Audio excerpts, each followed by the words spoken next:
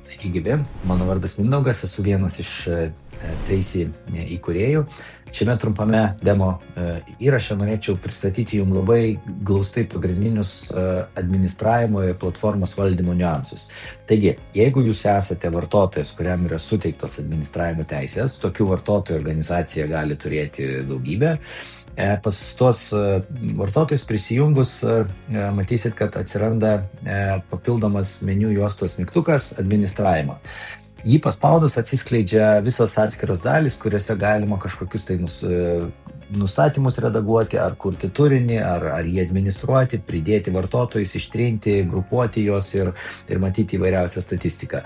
Tai pradėsiu šiame trumpame video galbūt keletą pagrindinių aspektų norėčiau parodyti, kaip yra kuriama ir kaip yra administruojama pagrindiniai moduliai. Tai pirmasis iš modulių yra įprasti klasikiniai mokymų programos arba atskiros dalys. Štai čia jau matote, mūsų demonstraciniai platformai yra sudėtos kažkokios tais atskiros programos.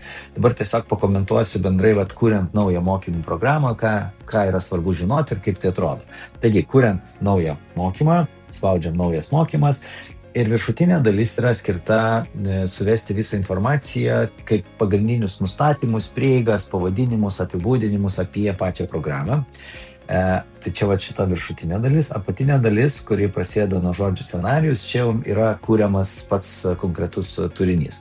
Tai viršuje po to prisijungę detaliau galėsite patys pabandyti tą suvesti visą informaciją, bet iš esmės tai yra pavadinimai, kam yra prieinama arba kam turėtų būti prieinama šita programa, kada jinai turi startuoti, ar čia iš karto, ar kažkokiu laiku ateityje, ar yra siunčiami kažkokie tais automatiniai pranešimai kažkokiose sąlygose.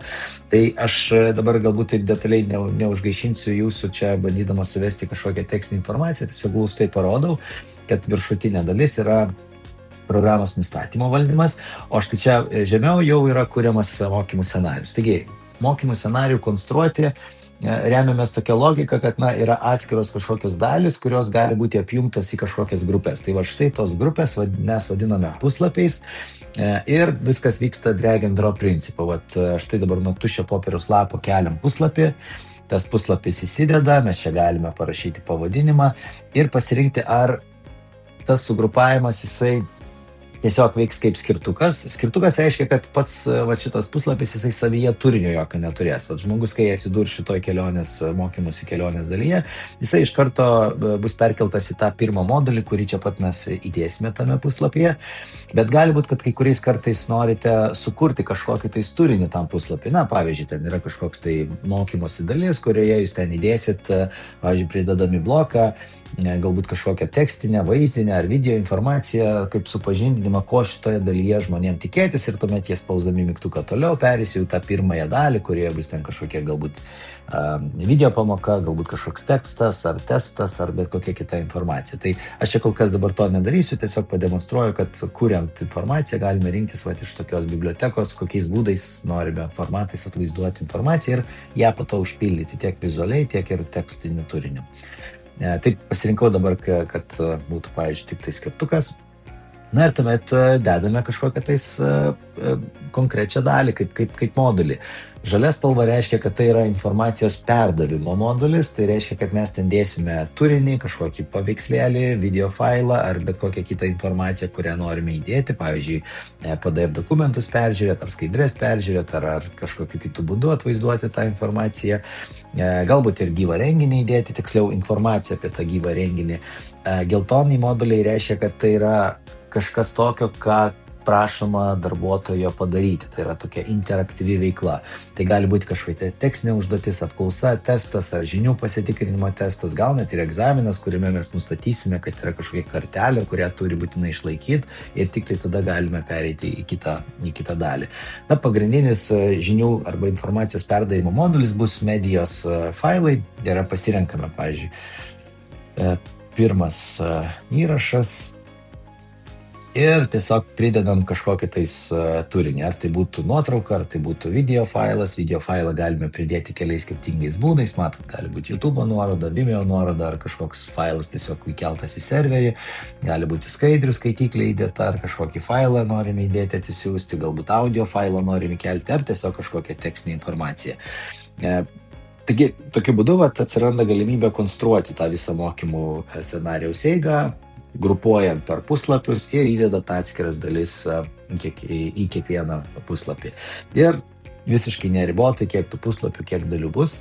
Išsaugojus šitą mokymų programą, visą laiką galima peržiūrėti, kaip jinai atrodo. Štai čia yra toksai viršuje dešinė toksai akytės mygtukas, kurį spustelėjus galima pasižiūrėti, kaip tai atrodo jau vartotojo lange.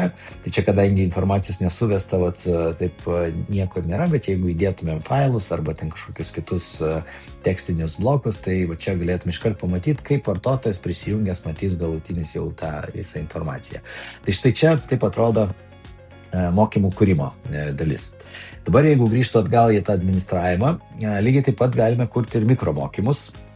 Štai čia irgi matysite, kad yra jau kažkiek tai istorijos sukurtų mikromokymų. Kuriant naują mokymą, esmė yra ta pati, viršutinė dalis yra nustatymai. Mikromokymuose jų reikia gerokai mažiau, tai viskas gan greičiau viskas susiadministruoja. Na ir apačioje yra scenarijaus kūrimas. Tai mikromokymų kontekste jau nėra jokio struktūravimo į atskirus puslapius. Mikromokymai turi savitą tokį formatą arba žanrą, kad viskas turi būti glausta, tikslu, konkretu ir paprasta ir lengvai naviguojama. Taigi štai čia yra integracija su dirbtiniu intelektu, užpildę tam tikros informacijos laukelius, jūs galėtumėt spustelti generuoti su DAI ir būtų sukurta ne tik tai turinys pagal jūsų užsakymą, bet jisai būtų jau sudėtas į tos konkrečius modulius. Galite tą padaryti ir rankomis, tai yra vėl drag and drop principų, tiesiog įdedam, pavyzdžiui, norime įdėti paveikslėlį, kažkokį tekstą. Beje, čia galima pasinaudoti ir dirbtinio intelektu, kad sugeneruotų paveikslėlį. Čia dabar kol kas praleisiu tą veiksmą, bet jūs prisijungę galėsit patys išbandyti. Visur, kur yra teksto redagavimas arba paveikslėlių įkelimas, visą laiką galima panaudoti dirbtinį intelektą. Štai čia yra mygtukas, kurį spustelėjus atsidaro tas, tarkim, prompto užsakymo laukelis. Čia galite parašyti jūsų savo poreikį ir dirbtinis intelektas jums iš karto sugeneruos ir įdėsi tą vietą tai, ką užsakėte. Lygiai tą patį su paveikslėlių kūrimu galime padaryti, visą tai galite ištestuoti patys prisijungę kaip administratoriai prie šitos platformos sugeneravę promptą. Geriausia paveikslėlį generuoti anglų kalba promptą parašius. Tuomet sukuria jums kažkokį vizualą, jeigu jums tinka, jūs jį išsaugojate ir panaudojat mokymų kūrime. Tai štai čia yra mikromokymų kūrimo langas, jisai tuo pačiu principu kaip ir klasikinių mokymų langas atrodo. Tuomet norisi peržiūrėti ir į vartotojus. Štai čia įdėjus arba paspaudus naują vartotoją sukurti, įvedamas vardas, pavardė, elektroninis paštas kaip 3 pagrindiniai svarbiausi niuansai, bei parenkamas statusas to vartotojo. Tai didžioji dalis darbuotojų būna vartotojai, kurie turi prieigą tik tai prieiti, prisijungti ir matyti, bet ne administruoti ir kurti kažkokį turinį. Na, tie žmonės, kurie yra administratoriai, jie turi tam tikrą kitą rolę. Galima sukurti ir atskiras grupės, tai yra apjungiant dalį darbuotojų į kažkokias grupės, tuomet priskiriant konkrečiai grupiai tik tai kažkokį tais mokymų turinį ir tas žmogus jau gauna tą informaciją dėl to, kad jisai yra grupėje, o grupiai buvo priskirtas kažkoks turinys.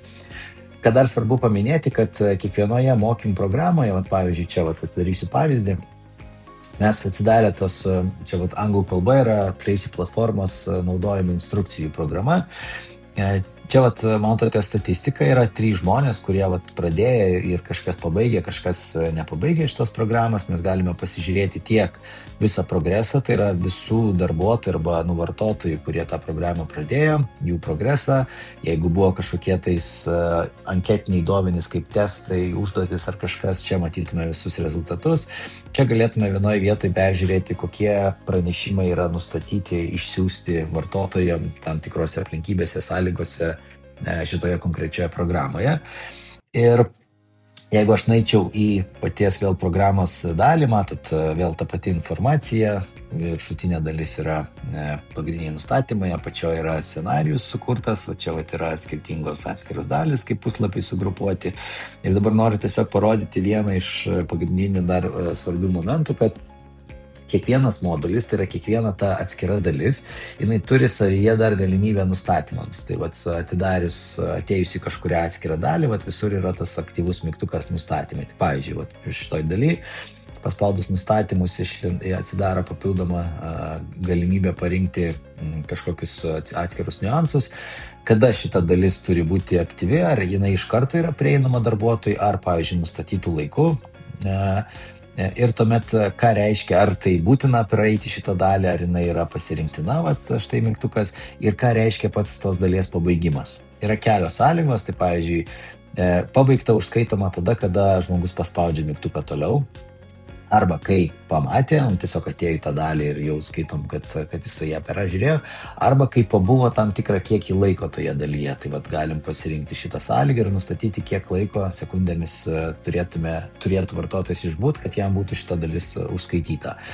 Ir tuomet galima pažymėti, ar norim siųsti kažkokius pranešimus ar ne. Jeigu taip, čia atsiranda galimybė pridėti kažkokį tais pranešimą, kažkokiose sąlygose, pavyzdžiui, kai pradeda modulį, ką jis turėtų gauti, kai pabaigia šitą dalį, galbūt norim kažką jam išsiųsti, padėkoti ar pasakyti, arba galbūt pagal datą, kad vat, kai ateina ta data, arba visi vartotojai, arba tie, kurie tos dalies yra nepabaigę. Tai čia vat, galime kombinuoti, kai reikia kažkokiu tais būdu automatizuoti įvairiausius priminimus, arba paraginti darbuotojus iki tam tikros dienos būti kažką padarius, ir va čia va per šitą dalį yra valdomi tie pranešimai, kurie gali būti nustatyti kiekvienai daliai mokymų programoje atskirai.